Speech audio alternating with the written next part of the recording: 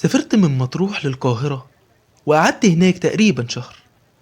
ودي بعض الأماكن اللي صورتها: منطقة الأهرامات، هدوء وجمال وخيل وجمال وعبق التاريخ، كل دول ممزوجين مع بعض في حتة واحدة بتناغم جميل جدا.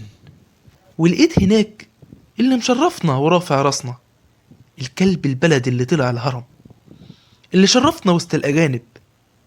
وشفت تمثال أبو الهول اللي المصريين نحتوه بجد وإتقان، وصمد على تقدير العلماء آلاف السنين.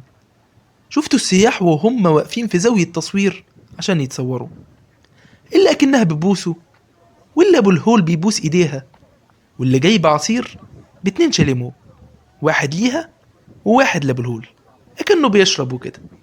أنا عرفت ليه أبو الهول شالوله مراخيره، كان هيفضحنا وسط الأجانب.